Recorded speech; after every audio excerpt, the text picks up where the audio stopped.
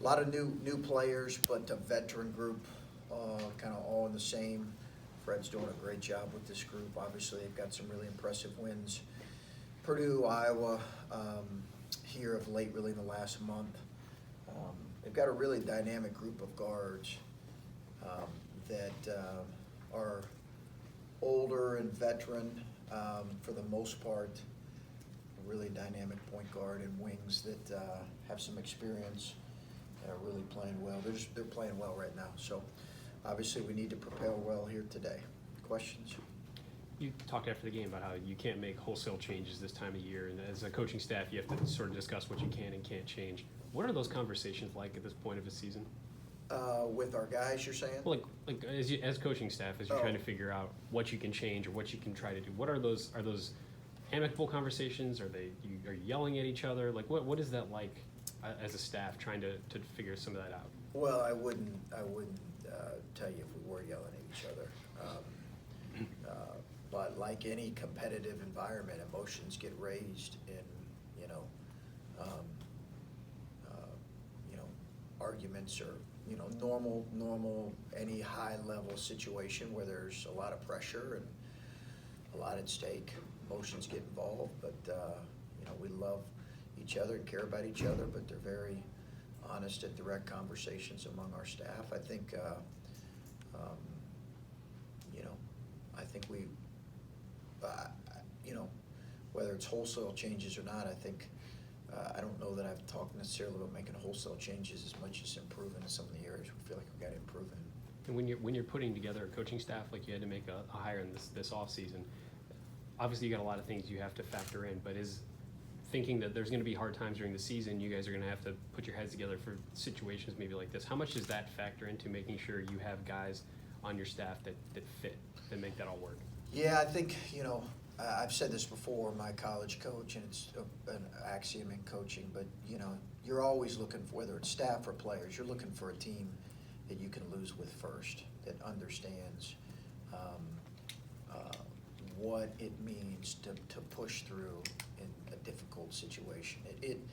It's very revealing when you go through difficult things, and it's the first thing my coach said to me when I got into coaching 25 years ago is, you're going to be happiest when you find a group you can lose with first. No one wants to lose, but the reality is in college basketball you're going to lose games.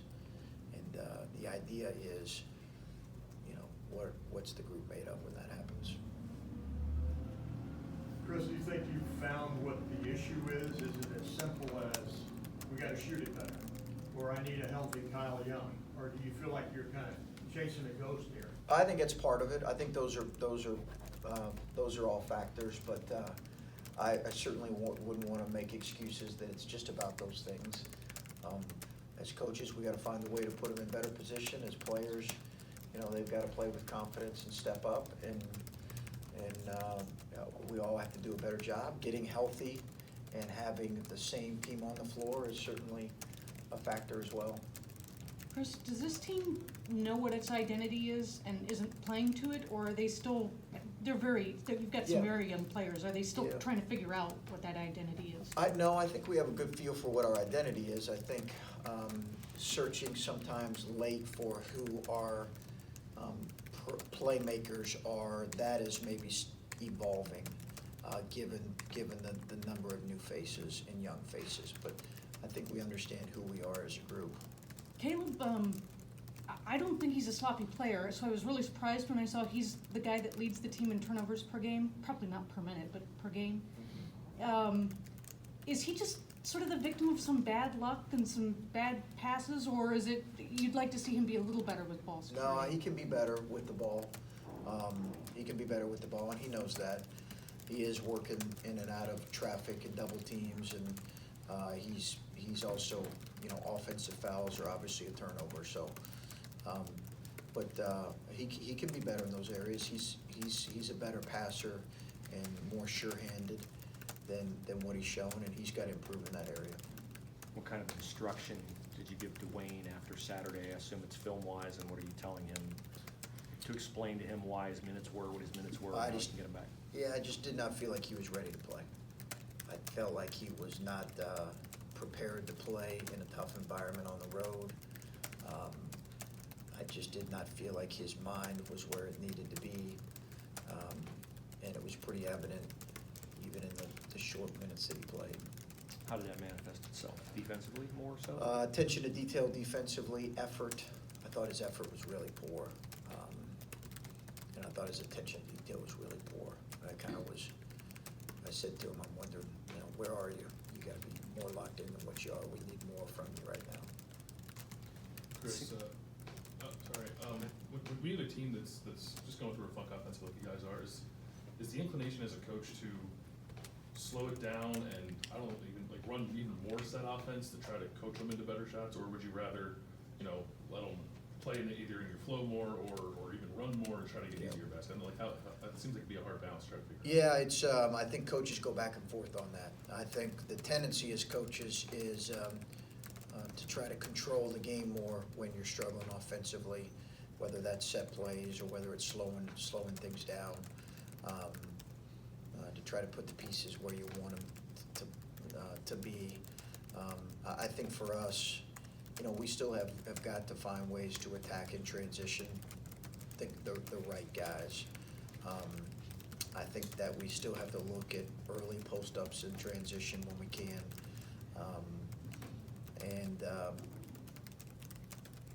I think that's a conversation, one of the conversations we've had as staff. Do we need to play faster, slower? Those are conversations we're having.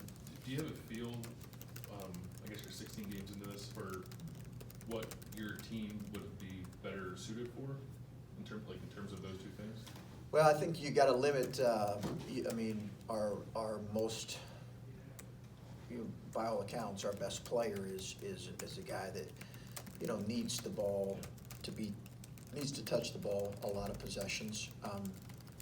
And if you're racing up and down the floor and shooting it too quick, you eliminate that opportunity. So it's different, and he obviously moves well. But you get my point. He's a big guy that we'd like to play through. So I think that answers it in a lot of ways for us. I think one of your strengths early on was that you were hard to predict who would have it in a support of Caleb on any particular night. And then when you struggle, you don't really have a hierarchy on who's going to provide that. How do you determine as a coach to let that develop? Because I'm sure you'd prefer somebody assert themselves and take that. But you also may get to the point where you have to just say, I'm putting it in your hands. I need you to do more. How do you balance that thing of you prefer them to do it on their own, but you may not have that luxury? Yeah, I think we're going to have to dictate some of that, in particular late, and kind of roll with the guys that we feel like are most capable in that situation late. I think throughout the course of the game, you're right, our balance was a strength for us. It's not, we've been too predictable, and part of that is maybe some guys struggling. It's allowed defenses to game plan for kind of one specific thing. I think we need more diversity. We need more production from more guys. We've got to help them as coaches. We need to get back to being a little more balanced in how we attack. Coach, how do you feel EJ Liddell's adjusted to his role as a freshman year? I think it's good. I think it's always a challenge. EJ's been bigger, stronger, more athletic than everybody he played in high school. Everybody. And he was bigger by, even though he's not necessarily a big guy at this level, he was bigger by a long shot.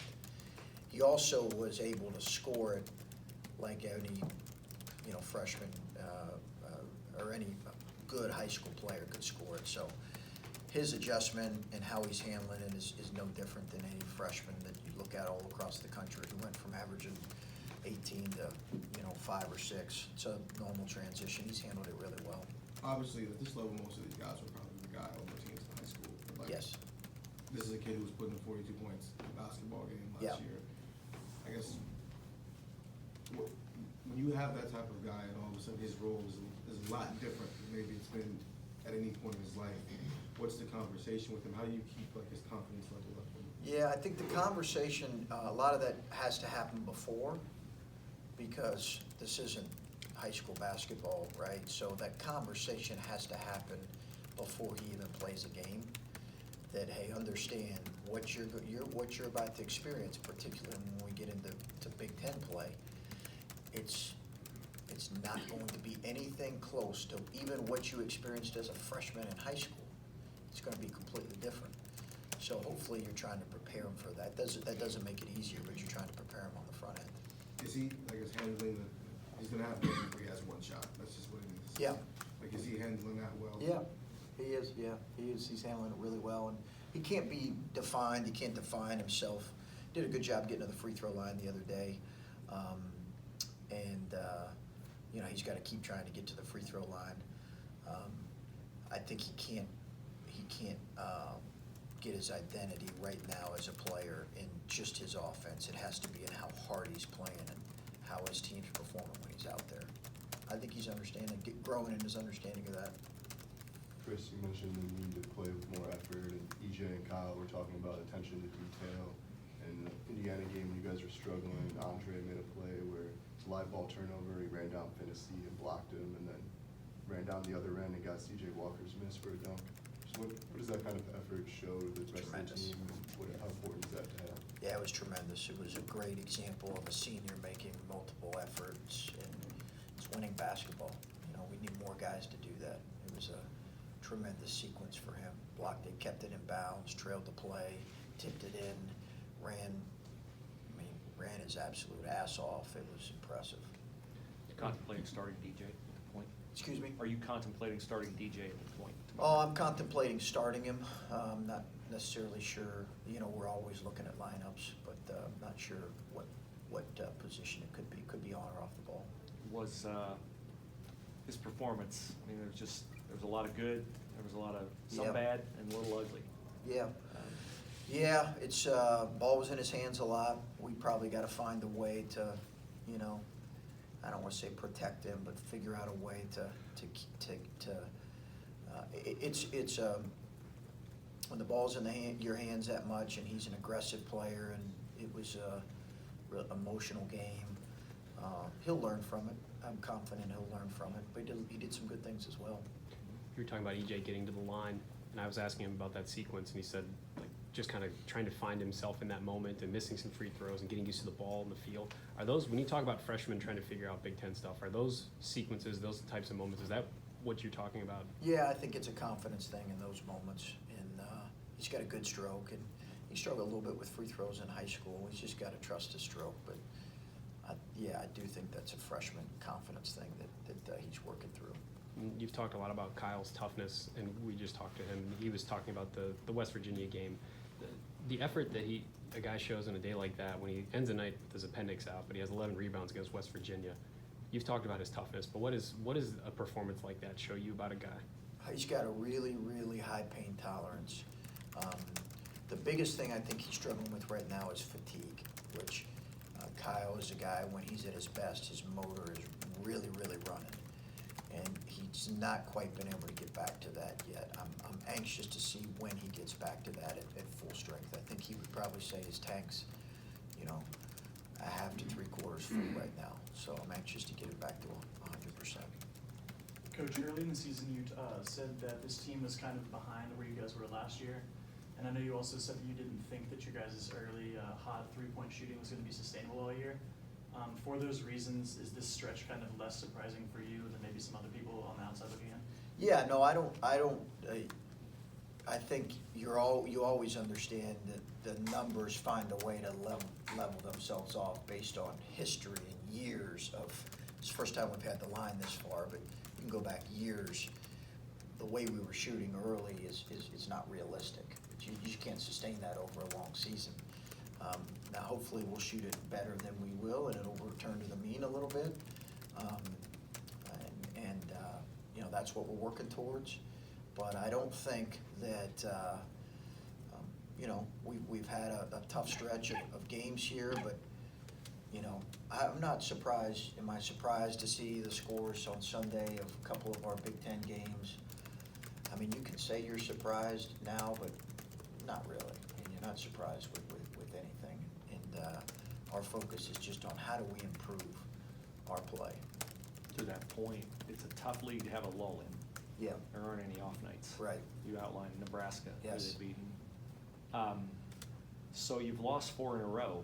Can you remain a confident team losing 4 in a row? I think you gotta be really tough-minded, and I think there's natural, mental hurdles that you gotta overcome when you go through a difficult stretch.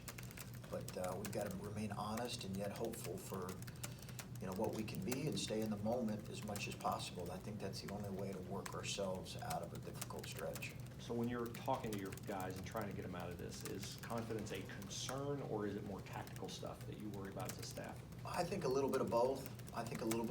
But, you know, as I've said, we've got to do it in practice, and when we consistently do it in practice, I think we'll see the results, which will increase confidence. Chris, is Dwayne a couple practices away from convincing you he's back to where he needs to be? Is he a couple games away? I mean, just his reaction to your calling him out, how far back has he come to reestablishing the sort of presence that you want him to have? I don't know right now. It's hard to project, you know. I think he's a young kid. He's 19 years old. That's got some growing to do, but he's got a great attitude, a great approach. Wants to do it well. There's some hard lessons, I think, for him moving forward. Hopefully he embraces them. What do you feel like you need to see from him tomorrow? You know, I would think more in general, just increased effort, attention to detail, and really in practice as much as anything, and I think that'll translate into games. I think we all understand that he is important for this group. His preparation and how he prepares to play, like, he's not the only one, but that has to continue to grow and improve. And, you know, when he's a sophomore, so you have a little bit of higher standard for guys that have been in the program for a year. When you talked about the potential of starting DJ on or off the ball, what have you seen recently with he and CJ together in a lineup that you've liked enough to consider that possibility? I just think CJ in general is probably best right now at running our team, and those guys are sometimes, I think they play well off of each other, and it alleviates some of the ball handling for a freshman that I think hopefully will free DJ up a little bit. That's why we played them together. Looking at the second half, some of the inefficiency that you guys had, you only had 20 points. Just seemed like a lot of your positive possessions came when the ball did find its way into Caleb, and he was able to even redirect it a couple times for some good shots. Just, I don't know, how important is it, in a sense, for you guys, you notice this, to slow down, and it's a work to get it to him, because he has to get open too, which is a big problem. But just how important is it to work through him, and maybe you see some better benefits? I don't know. I think it's important. I think out of that, his decision-making, his ability to catch on balance is important. He's such a willing passer. You know, I think we know that about him. We have to get him better at finishing through contact and the amount of contact that he's receiving. But there's no question it's important. In general, we just weren't overall efficient, very efficient in our attempts to get him the ball. Too many turnovers in our attempts to get him the ball. And then when it got there. Now, you could argue it was effective for us at times, and it was. We're certainly not going to go away from it, but we got to have other ways that we can attack. For that Minnesota game, we were sitting here and asked you about how do you make sure you guys don't get too high? How do you guys make sure you don't get too low right now? And just in hindsight, do you think you might have got a little too high at the time when you guys were playing really well? I think you'd have to ask the players that, how they felt. I tried to, you know, do as much as I can to not, you know, just to prepare them for what I think we did as a coaching staff. But I think you'd have to ask them more their mindset. I think anytime, you know, you're always as a coach concerned about complacency that creeps in. As far as maintaining we're just trying to stay in the moment right now and not go anywhere outside of that. That's just the only really answer I have to that, as much as possible. How much do you rely on Caleb and Andre and Kyle to keep these guys? And CJ. More than I guess you would. How much do you rely on think in January, it really, your team is determined by your, moving forward from here on out, I think where we go will be in large part due to them and their leadership. I'm not, it's obviously on all of us, but they'll dictate a lot of it. Okay. Okay? All right.